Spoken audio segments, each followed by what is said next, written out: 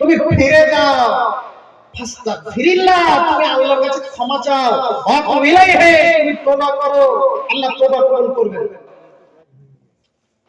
আল্লাহ রাসূল চলে যেতে বললেন।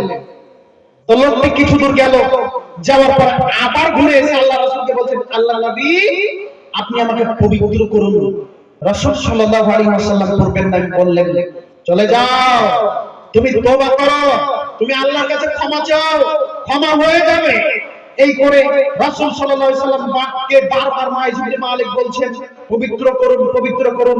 চারবারের বেলায় রাসূল সাল্লাল্লাহু আলাইহি ওয়াসাল্লামকে যখন মাইজ ইবনে মালিক বলল আল্লাহর নবী তাহিরি আমাকে পবিত্র করুন, তখন রাসূল সাল্লাল্লাহু আলাইহি ওয়াসাল্লাম বললেন, এই শোনো, তোমাকে আমি কি থেকে পবিত্র করব? কেন তুমি বলছো যে আমাকে পবিত্র করুন? তুমি কি জিনা করেছো? তখন তিনি বলছেন, জি আল্লাহ নবী আমি জিনা করেছি, জি আল্লাহ নবী আমি জিনা করেছি। তখন রাসূল সাল্লাল্লাহু আলাইহি ওয়াসাল্লাম বললেন, ও তুমি জিনা করেছো? তার পূর্বে রাসূল সাল্লাল্লাহু আলাইহি ওয়াসাল্লাম এই কথা জিজ্ঞাসা করবে, কথা ছুটে গেছে। রাসূল সাল্লাল্লাহু আলাইহি ওয়াসাল্লাম বললেন, এই দেখো তো লোকটা পাগল আছে কি, এ বারবার কেন বলছে যে আমাকে পবিত্র করো? তো রাসূল সাল্লাল্লাহু আলাইহি ওয়াসাল্লাম সাহাবীগণ বলছেন, জি না, ও পাগল নয়। রাসূল সাল্লাল্লাহু আলাইহি ওয়াসাল্লাম বললেন যে শোনো, আশারিরা খামরা মুখে মদ পান করেছে, তো একজন লোক লোকে মুখটাকে শুকে দেখছেন মদের কোনো গন্ধ নেই। তখন রাসূল সাল্লাল্লাহু আলাইহি ওয়াসাল্লামকে বললেন, আল্লাহ নবী এ মদ পান করেনি। তখন রাসূল সাল্লাল্লাহু আলাইহি ওয়াসাল্লাম বললেন, এই তুমি কি জিনা করেছো? তখন তিনি বললেন, হ্যাঁ জিনা করেছি। তখন রাসূল সাল্লাল্লাহু আলাইহি ওয়াসাল্লাম বললেন, শোনো সঙ্গী সাথী, একে মাঠে নিয়ে যাও, একে রজম করো। রজম হয়ে গেল, বিচার হয়ে গেছে। 2 অথবা 3 দিন পর রাসূল সাল্লাল্লাহু আলাইহি ওয়াসাল্লাম সাহাবীগণের সামনে এসে বলছেন, ইস্তাগফিরু লিমাইজ ইবনে মালিক, এই সঙ্গী সাথী শোনো, তোমরা মাইজ ইবনে মালিকের জন্য ক্ষমা প্রার্থনা করো। লাকাদ তাবাত তাওবাতান লাউ কুসিমাত আলা উম্মতি লাওয়াসিআতহুম। মাইজ ইবনে মালিক এত তওবা করেছে, এত ক্ষমা চেয়েছে, এত তওবা করেছে আল্লাহর নিকট, এত ক্ষমা চেয়েছে আল্লাহর কাছে। এই তওবা, এই ক্ষমা যদি উম্মতের মাঝে বন্টন করে দেওয়া হয়, সবার জন্য যথেষ্ট হবে, সবার জন্য যথেষ্ট হবে। তার মানে আমি আপনাকে বোঝাতে চাচ্ছি, জিনা করলেও আল্লাহর কাছে ক্ষমা পাওয়ার সুযোগ আছে, গীবাত করলে সুযোগ নেই। যার গীবাত করা হয়েছে তার কাছে ক্ষমা চাইতে হবে। তো এই যে গীবাত সবাতেই চলে, এই ইসলামিক স্টেজেও চলে, চলে না? আর চায়ের দোকানেও চলে, মসজিদেও চলে, আর সব জায়গাতেই চলছে। গীবাত ছাড়া মানুষ চলতে পারে পারে প্রায় মানুষ গীবাতে লিপ্ত। জি, একটু সাবধান থেকে জীবন যাপন করুন। আপনার অনেক দিনী ভাই হিসেবে আপনাকে আমি খুব বেশি ভালোবাসি, আপনি সাবধান থাকুন। যুবক, আরো একটু বলে যাই, কিয়ামতের পূর্বে কয়েকটা জিনিস বেড়ে যাবে। আনাস রাদিয়াল্লাহু তাআলা আনহু বলেন, রাসূল সাল্লাল্লাহু আলাইহি ওয়াসাল্লামকে বলতে শুনেছি, তিনি বলেছেন, ইন্না মিন আশরাতিস সাআ, কিয়ামতের পূর্বের আলামত সমূহের মধ্যে হলো আইয়ুরফাল ইলম, বিদ্যা উঠে যাবে। জি মুরব্বি সাহেব, আজকে কি বিদ্যা কমছে না বাড়ছে? বিদ্যা বাড়ছে। আজ থেকে 20 বছর আগে একটা ছেলে কলেজে পড়তো না, আজকে কলেজে পড়ে, বিএড করে, অনেক কিছু করে, শিক্ষা তো বাড়ছে। আগের চাইতে স্কুল কলেজ আজকে কম না বেশি? বেশি। তো শিক্ষা তো বাড়ছে। তাহলে রাসূল সাল্লাল্লাহু আলাইহি ওয়াসাল্লাম কোনটা বলেছেন? রাসূল সাল্লাল্লাহু আলাইহি ওয়াসাল্লাম কোনটা বলেছেন? আমি আপনাকে বলতে চাচ্ছি, দুনিয়াবি ভাবে শিক্ষা কমে গেছে। আপনি লক্ষ্য করেন, যে ছেলেটা বিয়ে পড়ছে ওই ছেলেটাকে একটা নোটিশ লিখতে বলেন, পারবে না। আজ থেকে 20 বছর আগে 8 পাস করেছে, ওকে দেন, হবে না? হয়ে যাবে। আমার চোখেই দেখা, আমার চাচা আমার ভাইকে বলছে যে এই অঙ্কটা করে দে। আমার ভাই মানে বিয়ে পড়ছে, আর আমার ওই চাচা ক্লাস 5 পর্যন্ত পড়েছে, অঙ্ক হয়নি। কথা বুঝতে? এটা হলো দুনিয়া বিদ্যা। যথাযথ স্কুলে দেওয়া হয় না, সমস্ত প্রাইমারি স্কুলে তালা লাগছে। বিদ্যাতে তালা লাগছে, স্কুলে শিক্ষা ব্যবস্থা কমে যাচ্ছে দিন দিন, এটা হলো দুনিয়াবি। আর পরকালীন শিক্ষা রাসূল সাল্লাল্লাহু আলাইহি ওয়াসাল্লাম বলছেন, শোনো, শিক্ষা তো ওইটা যে শিক্ষা পরকালকে বোঝাতে পারে, যে শিক্ষা পরকালকে বুঝতে সাহায্য করে। মায়ের সামনে ছেলেটা বাম হাতে পানি পানি করছে, মা কিছু বলে না। শিক্ষক দেখছে যে সিগারেটের উপরে লেখা আছে এই সিগারেট পান করলে মানুষের মৃত্যু হতে পারে, ওই সিগারেট শিক্ষক পান করছে, বলেন ওই শিক্ষক শিক্ষিত? কিভাবে শিক্ষিত হতে পারে? রাসূল সাল্লাল্লাহু আলাইহি ওয়াসাল্লাম বললেন, আয়ুরফাল ইলম, বিদ্যা উঠে যাবে, ওয়াকসুল জাহাল, পৃথিবীর মাটিতে জাহেলিয়াত বর্ষণ হবে, ওয়াকসুল জিনা, পৃথিবীর মাটিতে জিনা বেড়ে যাবে, ওয়াকসুল শারবুল খামর, পৃথিবীতে নেশাদার দ্রব্য বেড়ে যাবে। প্রায় পকেটে নেশাদার দ্রব্য আছে, এখন চেক করতে বললেই সব বের হবে। আপনি তো মুসলমান, আপনার পকেটে এগুলো থাকবে কেন? তামাক, বিড়ি, খৈনি, গুটখা, কুকুর খায় না, আপনি মুসলমান হয়ে কার লজ্জা? আপনার তো লজ্জা থাকা উচিত। ওই যে যারা তামাক চাষ করছে বলছে যে আমাদের ঘৃণা লাগে না, ও কুকুরে খায় না, শুকুরে খায় না, কেউ খায় না, আপনি মুসলমানের বাচ্চা, আপনি খাচ্ছেন। হিন্দুরা যত না খায় তার চেয়ে বেশি খায় মুসলমানের মুরব্বি সাহেবরা, ওই গুল আর আরাম 350 জন মুরব্বি সাহেবরা বিড়ি খায়। কেন খাবে? কেন খাবেন? আপনাকে তো একটু খারাপ লাগা উচিত। আপনি তো মুসলমান, মুসলমান তো সবসময় স্বচ্ছ পবিত্র। আরে ওরা খায় খায়, এই দেশের হুজুরেরা খায়, ওরা খায় খায়, এই মুরব্বি সাহেবের স্ত্রীরাও। আর যারা নেশাদার দ্রব্য খাচ্ছেন, পান করছেন, মুখ থেকে কি সুগন্ধি ছুটে না দুর্গন্ধ ছুটে? দুর্গন্ধ। তোর স্ত্রীর নাকে কি লাগে না? নাক কি আল্লাহ দেয় না? নাকে তো লাগা উচিত। একদিন হুড়া মারা ছুটে যাবে, আজকে মারো। একদিন যদি একটা স্ত্রী হুড়া মারে তো ওই পুরুষের বিড়ি ছুটতে হবে। নারী পারে একটা পুরুষের জীবনকে সাজাতে, একটা নারী পারে পুরুষের জীবনকে ধ্বংস করতে। অগোছালো সংসারকে গোছাতে পারে সতী সাধবী নারী। হস্তিনী নারী পারে এই পরিবারকে ধ্বংস করতে, নারী পারে পুরুষের জীবনকে সাজাতে। আপনি একটু চেষ্টা করেন না কেন? আপনি তো মুসলিম মহিলা, আপনার তো চেষ্টা করা উচিত। আপনার স্বামী ওভাবে বিড়ি পান খৈনি গুটখা খাচ্ছে, গন্ধ লাগছে, আপনি সংসার করছেন, একটু পরিবর্তন করার চেষ্টা করুন। রাসূল সাল্লাল্লাহু আলাইহি ওয়াসাল্লাম বলেছেন, ইল্লার রিজাল, পুরুষ কমে যাবে, ওয়াইসুরুন নিসা, মহিলা বেড়ে যাবে।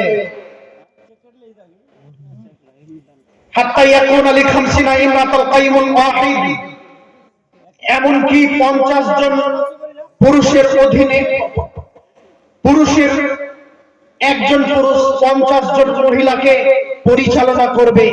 একজন পুরুষ 50 জন মহিলাকে পরিচালনা করবে। হাদিস বুখারী অত্র বিবরণ দ্বারা আমি আপনাকে বলতে চাচ্ছি, মনে হচ্ছে যেন কিয়ামত খুব নিকটে।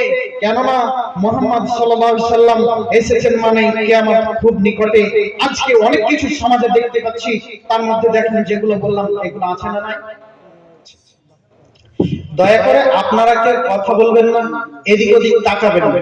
যে যাই করুক আপনারা সকলেই আমার দিকে তাকান।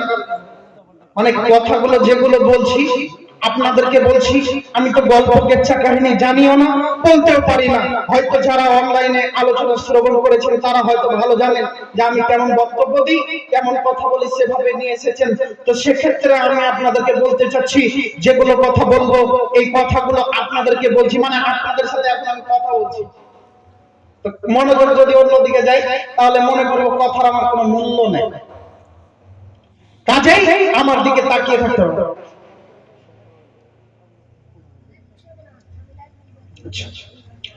বলছিলাম, দেখেন রাসূল সাল্লাল্লাহু আলাইহি ওয়াসাল্লাম বললেন কিয়ামতের আলামত। তো প্রথম নম্বরে কি আসলো? বিদ্যা উঠে যাবে, জাহেলিয়াত বর্ষণ হবে, দেখতে পাচ্ছেন সমাজে। 2 নাম্বার আসলো যে জেনা বেড়ে যাবে, ব্যভিচার বেড়ে যাবে। সবাই ব্যভিচার করছে, জেনা করছে। স্বামী আছে তারপরও পরপুরুষের সাথে ফোনে গল্প করে।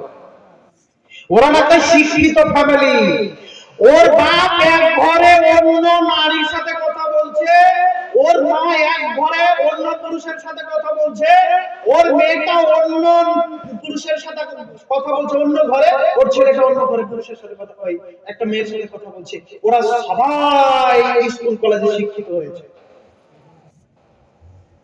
তারা জেনাকে জেনা মনে করে, তারা জেনাকে জেনা মনে করে না। 2 নাম্বার দেখতে পেলে। 3 নাম্বার শারিবাল খাম, নেশাদার দ্রব্য খাওয়া পান করা বেড়ে যাবে। আজকে সমাজে নেশাদার দ্রব্য খাওয়া পান করা বেড়ে গেছে। আগে মানুষ বাপের সামনে বিড়ি ধরাতে লজ্জা পেত, আজকে মানুষ বাপের কাছ থেকে বিড়ি চেয়ে খায়। জানি না আপনাদের এইদিকে মনে হয় না, আমাদের ওইদিকে দেখতে পাই। আর এই দেশের মাটিতে, বিশেষ করে ধুলিয়ানের মাটি থেকে মেয়েরা এই বিড়ি খাওয়াতে আর বিড়ির ব্যবসাতে সবচেয়ে বেশি সহযোগিতা করে। মেয়েরা যদি বিড়ি না বেঁধে দিত, পুরুষরা কি খেতে পেত? আর সবচেয়ে বেশি বিড়ি বাঁধা হয় কোন জায়গায় বলেন তো? মুর্শিদাবাদের ধুলিয়ান, তাই না? কি যে হবে ধুলিয়ান দিয়ে যাবো, আল্লাহ ভালো জানে। ধুলিয়ানের মাটিতে সবচেয়ে বেশি বিড়ি বাঁধা হয়। জি, আমরা মনে করি আমি অত বিড়ি খাই না, বিড়ি বেঁধে দিচ্ছি। আর ওই বেটারা মনে করছে যে আমি বিড়ি ব্যবসা করছি, এটা কি খারাপ? জি, একটু দেখেন, আল্লাহ তাআলা বলছেন ওয়ালা তাআওয়ানু আলাল বিররি ওয়াত তাকওয়া ওয়ালা তাআওয়ানু আলাল ইসমি ওয়াল উদওয়ান। পৃথিবীর মানুষ, আদমের ছেলে মেয়ে, তোমরা পুণ্যের কাজে সাহায্য করো, তোমরা নেকির কাজে সাহায্য করো, তোমরা পাপের কাজে, সীমা লঙ্ঘনের কাজে সাহায্য করিও না। তোমরা পাপের কাজে, সীমা লঙ্ঘনের কাজে সাহায্য করিও না। এই কথা আল্লাহ বলেছেন, আমি বলি নাই। ওটা আরবিতে ছিল, আমি বাংলা করে বললাম। যে সমস্ত নারীগণ বিড়ি বাঁধছে, এরা পাপে লিপ্ত আছে। ও খেয়ে যত পাপ করছে, এ বেঁধে দিয়ে তত পাপ করছে। যারা ব্যবসা করছে, ওরা খেয়ে যত পাপ করছে, এরা ব্যবসা করে তত পাপ করছে। এরা সবাই পাপী, এরা সবাই সমান, এরা সবাই পাপী, এরা সবাই সমান।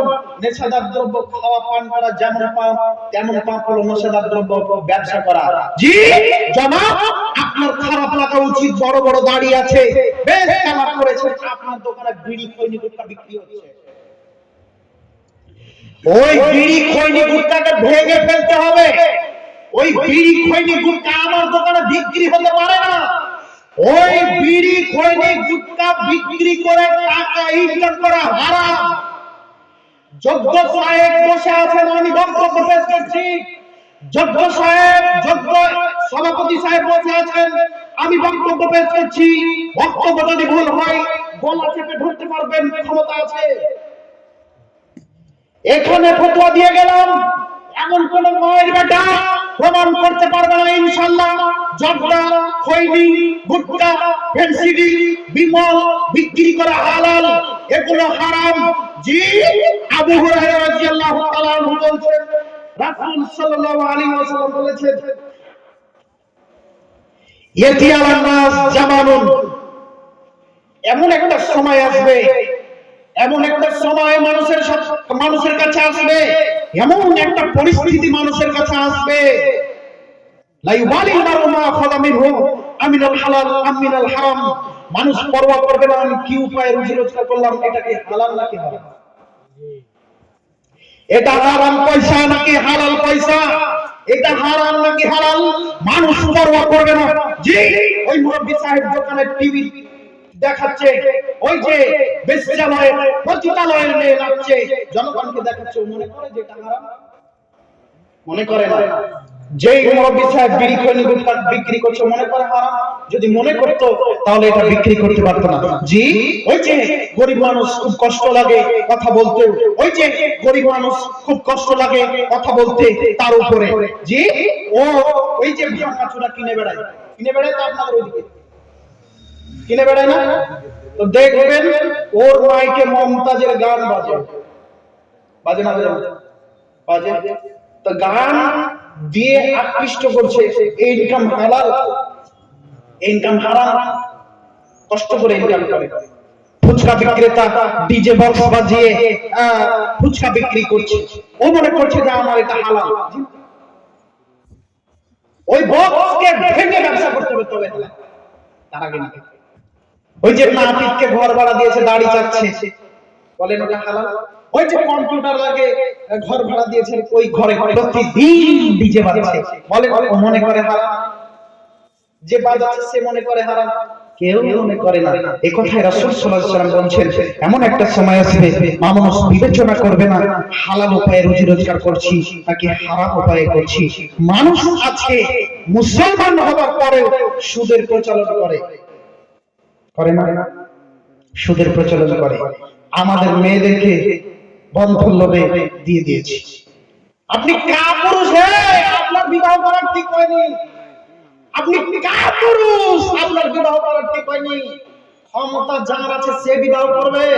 রাসূল সাল্লাল্লাহু আলাইহি ওয়াসাল্লাম বলেছেন, ইয়া মাশারাশ শাবাব মান ইসতাতা মিনকুমুল বাআত ফালিয়াতাযাওয়াজ। যাদের ক্ষমতা আছে তারা বিবাহ করবে। যারা নারীকে কন্ট্রোল করতে পারে তারা বিবাহ করবে। যারা নারীকে খাওয়াতে পারে তারা বিবাহ করবে। যারা নারীকে নিজের আয়ত্তে রাখতে পারে তারা বিবাহ করবে। জি, আপনি আপনার নারীকে কন্ট্রোল করতে পারেন না, এই কথাই ঠিক। যদি তাই হবে তাহলে আপনার মেয়েটা আজকে জালসায় ঘুরলো, আপনার মেয়েটা কালকে ওই রাস্তার ধারে ট্যাপে গোসল করবে, আপনার স্ত্রী নদীতে গোসল করবে। এটা কি সম্ভব হতো? সম্ভব হতো না। জি, দামি আইফোন বা দামি মোবাইল থাকে, বাড়িতে ট্যাপের ব্যবস্থা হয় না, টিউবওয়েলের ব্যবস্থা হয় না, বাড়িতে একটু ঘেরা লাগবে না, বাড়িতে ওইভাবে খাখা করছে কেন? বাইরে গেট নেই কেন? মুসলমানের বাড়ি হবে ঘেরা, তাই না? স্ত্রীদেরকে ওইভাবে রাখতে হবে। কিন্তু আমাদের সমাজে একেবারে ভিন্ন রকম, একেবারে ভিন্ন রকম। আজকের আলোচনার শেষ হাদিস, সম্মানিত যুবক ভাই ও যুবতী বোন, আপনাদের জন্য এই হাদিস পেশ করে আজকের আলোচনা শেষ করব।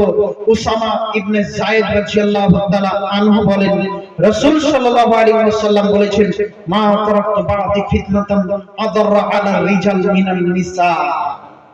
রাসূল সাল্লাল্লাহু আলাইহি ওয়াসাল্লাম বলছেন, আমার পরে পুরুষদের জন্য ক্ষতিকারক হতে পারে এমন কিছু ছেড়ে গেলাম না যা নারীদের চাইতে বেশি হতে পারে।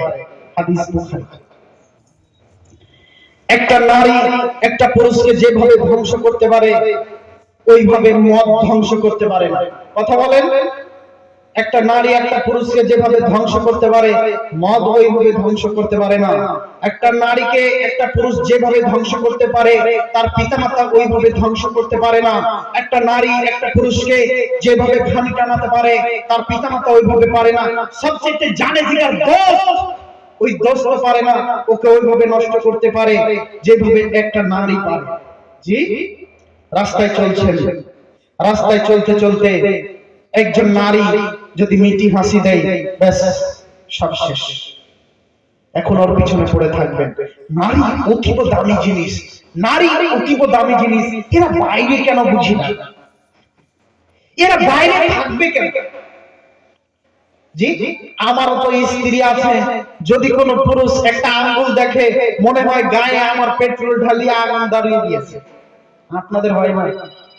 আপনার স্ত্রী আপনার মেয়ে রাস্তায় ঘুরবে, মুসলমানের মেয়ে আপনার স্ত্রী, আপনার তো খারাপ লাগা উচিত। আর এই বোকা মহিলা আপনাকে বলে যাচ্ছে, আপনি কেন বলছেন ইসলাম আপনার দাম দেয়নি? ইসলামই আপনাকে দাম দিয়েছে। এই কথাই ঠিক। রাসূল সাল্লাল্লাহু আলাইহি ওয়াসাল্লাম বলছেন, আদ-দুনিয়া কুল্লাহা মাতা ওয়া খায়রু মাতা'i দুনিয়া আল-মারআতুস সালিহা। পৃথিবীতে যা কিছু সম্পদ আছে, পৃথিবীতে যা কিছু সম্পদ আছে তার চেয়ে তো বেশি দামি হলো একটা সৎ চরিত্রবান নারী। আমি আপনাকে ভালো মানুষ মনে করি, আমি আপনাকে কঠোরভাবে বলছি বলে আপনাকে আমি ভালোবাসি না এই কথা নয়, আপনাকে দামি মনে করে কথা বলছি। জি, ওই যে খাদিজা রাদিয়াল্লাহু তাআলা আনহাকে আল্লাহ সালাম দিয়েছেন, আপনি জানেন না? ওই যে খাদিজা রাদিয়াল্লাহু তাআলা আনহাকে আল্লাহ সালাম দিয়েছেন, জিবরাইল আলাইহিস সালাম সালাম দিয়েছেন। ওই যে আয়েশা রাদিয়াল্লাহু তাআলা আনহাকে জিবরাইল সালাম দিয়েছেন, আপনি জানেন না? এটা হলো ইসলাম। ওই যে পশ্চিমা দেশগুলো আপনাকে সম্মান দেয়নি, আপনার দাম দেয়নি, তাদের নারীদের যখন হাইজ হয় তখন তারা বাড়ির বাইরে করে দেয়, একটা ঘর করেছে ওই করে রাখে। যখন তারা হাইজে পবিত্র হবে তখন তারা তাদেরকে বাড়ি বাড়ি করে। আর মুসলমানরা কখনো বলেনি যে হাইজ অবস্থায় তোমার সঙ্গে ঘুমাবো না, এটা বলেছে? রাসূল সাল্লাল্লাহু আলাইহি সাল্লাম হাইজ অবস্থাতেও স্ত্রীদের সাথে থেকেছেন। এটা ইসলাম, এটা ইসলামের সৌন্দর্য, এটা ইসলাম, এটা ইসলামের সৌন্দর্য। ইসলাম আপনাকে ভালোবাসে বলে, ইসলাম আপনাকে মর্যাদা দিয়েছে বলে ছোট প্যান্ট ছোট পোশাক পরতে দেয় না। আপনি বোঝার চেষ্টা করুন। আজকের আলোচনা আমি এখান থেকে শেষ করলাম। যেগুলি বললাম আমল করার চেষ্টা করবেন। সম্মানিত দ্বীনী ভাই এবং বোন, আজকের আলোচনায় বললাম যে ব্যভিচার করা যাবে না, যে কোনো মূল্যে ব্যভিচার থেকে বেঁচে থাকতে হবে। ইনশাআল্লাহ আজকেই ব্যভিচার করব না বলে ওয়াদা করে উঠে যেতে হবে ইনশাআল্লাহ। যুবক ভাই, মোবাইলে যেন কোনো চাচা তো বোনের নাম্বার না থাকে, ওর সঙ্গে বিবাহ বৈধ ওর নাম্বার আপনার মোবাইলে যেন না থাকে। আপনার আপন বোন ব্যতীত কারো নাম্বার থাকবে না। আপনি আপনার আপন বোনের সঙ্গে ছাড়া কারো সঙ্গে রাস্তাঘাটে ঘুরতে পারেন না। শালি দুলা ভাইয়ের মোটরসাইকেলে চাপতে পারে না। খুব সাবধান এবং সতর্ক থাকুন। 2 নম্বরে আপনাকে বলে যাচ্ছি যে আপনি আপনার জীবনকে মূল্যায়ন করুন। যুবক ভাই, জীবনকে মূল্যায়ন করুন, জীবন ধ্বংস করে দিন না। প্রতিষ্ঠিত হন, জীবন সুন্দর হবে। প্রতিষ্ঠিত হন, জীবন সুন্দর হবে ইনশাআল্লাহ। আল্লাহ চাইলে খুব ভালো নারী আপনি পাবেন। এখন আপনি 3 নাম্বার শ্রেণীর নারীদের পিছনে ছুটিয়েন না। আল্লাহ আপনাদেরকে কবুল করুন। 4 নম্বরে নেশা কখনো করবেন না, তামাক কখনো খাবেন না। তামাক খেলে জীবন ধ্বংস হয়, তামাক খেলে জীবন ধ্বংস হয়, পরিবার ধ্বংস হয়। তামাক খেলে জীবন ধ্বংস হয়, পরিবার ধ্বংস হয়। তামাক খেলে জীবন ধ্বংস হয়, পরিবার ধ্বংস হয়। কখনো জুয়া লটারিতে অংশগ্রহণ করবেন না। জুয়া লটারিতে অংশগ্রহণ করলে আপনি ধ্বংস হয়ে যাবেন। সম্মানিত দ্বীনী ভাই, একটি হাদিস না বললে হচ্ছে না। রাসূল সাল্লাল্লাহু আলাইহি সাল্লামের বাণী, ইবনে উমর রাদিয়াল্লাহু তাআলা আনহু বলছেন, রাসূল সাল্লাল্লাহু আলাইহি সাল্লাম বলেছেন, সালাফাতুন ক্বাদ হারামাল্লাহু আলাইহিল জান্নাহ। 3 শ্রেণীর মানুষের জন্য জান্নাত হারাম। আর এক শ্রেণীর মানুষ হলো মুদমিনুল খাম, যে ব্যক্তি নিয়মিত নেশাদার দ্রব্য খায় পান করে, যেই ব্যক্তি বিড়ি, খৈনি, গুটখা, ইয়াবা, হেরোইন, গাঁজা, তিরঙ্গা, বিমল খায়, এই মানুষের জন্য জান্নাত হারাম। 2 আল আকুন, যে ছেলেটা পিতামাতার অবাধ্য হয়, যে ছেলেটা পিতামাতার অবাধ্য হয়ে কোর্টে গিয়ে বিবাহ করেছে, যেই মেয়েটা পিতামাতার অবাধ্য হয়ে কোর্টে গিয়ে বিবাহ করেছে, এই মেয়েটার উপরে জান্নাত হারাম। রাসূল সাল্লাল্লাহু আলাইহি ওয়াসাল্লাম বলেছেন এই মেয়েটার উপরে জান্নাত হারাম। আর একটু কথা বলি, এই মেয়েটা কোর্টে গিয়ে বিবাহ করেছে তার বাপের অনুমতি ছাড়া, এই বিবাহ বাতিল, এই বিবাহ বাতিল, এই বিবাহ বাতিল। রাসূল সাল্লাল্লাহু আলাইহি ওয়াসাল্লাম বলেছেন লা নিকাহা ইল্লা বিওয়ালি, যে বিবাহে মেয়ে ওলি থাকলো না, বাপ থাকলো না, ওই বিবাহ বাতিল, ওই বিবাহ বাতিল। কোর্টের বিবাহ বাতিল, কোর্টের বিবাহ বাতিল। যদি 5টা সন্তান হয় আজকে, তাহলে আবার ডবল করে বিবাহ করাতে হবে। বিবাহ যদি ওই কোর্টে হয়ে থাকে 10 বছর পূর্বে, আজকে আবার নতুন করে বাপের সাক্ষী নিয়ে বিবাহ করতে হবে, তবে সেটা জায়েজ হবে। যতদিন সংসার চলছে এটা জেনা, যতদিন সংসার চলছে এটা জেনা। অতএব সম্মানিত দ্বীনী ভাই, 3 নম্বরে রাসূল সাল্লাল্লাহু আলাইহি ওয়াসাল্লাম বলেছেন ওদের জন্য জান্নাত হারাম। আদ-দায়ুস আল্লাযী ইকুরু ফি আহলিল খাবাস, যার মেয়েটা বেপরোয়া হয়ে, যার মেয়েটা বেহায়াপনার সাথে আজকে ঘোরাঘুরি করছে, যার মেয়েটা উলঙ্গ হয়ে, অর্ধনগ্ন হয়ে রাস্তায় চলছে, এই মানুষ দায়ুস। দায়ুসকে যার বাপের সামনে, যেই বাপের সামনে তার মেয়েটা ছোট লেগিংস পরে, ছোট গেঞ্জি পরে কলেজে চলে গেল, এই মানুষ দায়ুস। হাদিস নাসাই, এই মানুষ দায়ুস। সম্মানিত দ্বীনী ভাই, দায়ুসের খাতা থেকে নামটাকে তুলতে হবে জান্নাত পেতে হলে। কথা বোঝাতে পারলাম? তার মানে আজকে পর্দার বিধান জারি হবে ইনশাআল্লাহ? হবে না। এ তো 60 বছর থেকে হচ্ছে। মানুষ মনে করে যে 5 ওয়াক্ত নামাজ পড়ো আর পর্দার বিধান না পড়ো, তাই কি? জি না, পর্দার বিধান হলো ফারজাইন, পর্দা করতেই হবে, করতেই হবে। জি, যদি ফরজ মানুষ মনে করতো তাহলে ওই 20 বছর থেকে ও শুনছে যে পর্দা করতে হবে, এখন পর্যন্ত এইভাবে ওন্নাটা মাথায় উঠলো না। ওই বেগানা নারী, এত বেহায়া নারী, আগের মেয়েদেরকে দেখলাম যে বুড়া মানুষ, তারপরে মৌলবীদেরকে দেখলে নিজের মুখটাকে ঢেকে নিয়ে করে ঘুরতো, আর এই মৌলবীদেরকে দেখলে আরো সামনে গিয়ে দাঁড়ায়। ও মনে করেছে না করো নাকি? জি না, ফারজাইন, পর্দা করাতে হবে। আর একটু সেটা হলো পরিবার থেকে কখন নিজেকে নরম করে দেখায় না, পরিবারকে কখনো নিজেকে নরম করে দেখায় না, ভালোবাসেন তবে পরিবারকে শাসনে রাখবেন। আপনি একজন পরিবারের অভিভাবক, আপনি আপনার দায়িত্ব পালন করুন। সবাইকে দায়িত্ব সম্পর্কে জিজ্ঞাসা করা হবে, সবাইকে দায়িত্ব সম্পর্কে জিজ্ঞাসা করা হবে। হাদিস আছে, কুল্লুকুম রাঈন ওয়া কুল্লুকুম মাসউলুন আন রাইয়াতিহি, প্রত্যেককে দায়িত্বশীল, সবাইকে দায়িত্ব সম্পর্কে জিজ্ঞাসা করা হবে। একজন বাপ তার পরিবারের দায়িত্বশীল, ওই মেয়েটা কি করছে না করছে সব হিসাব রাখবে বাপ। তো বাপ মসজিদে আসলো, ছেলেকে গরু বাপ হাজার না দিয়ে চালাতে বলল, বাপ তাহাজ্জুদ পড়ে আর মেয়েটা বেপরদা হয়ে রাস্তায় ঘুরে। জি না, এই দায়িত্বকে আমাদের কাটাতে হবে, তবেই জান্নাত হবে। আল্লাহ তাআলা আমাদের সকলকে সঠিক দিন বুঝে আমল করার চেষ্টা তৌফিক দান করুন, আল্লাহুম্মা আমিন। যে কথাগুলো বললাম সকলে আমল করবেন, তাহলে ভালো লাগবে, আমি একটু নেকি পাবো, এটাই আশা, এটাই আপনাদের প্রতি আমার আশা আকাঙ্ক্ষা যে আপনারা আমল করবেন। যে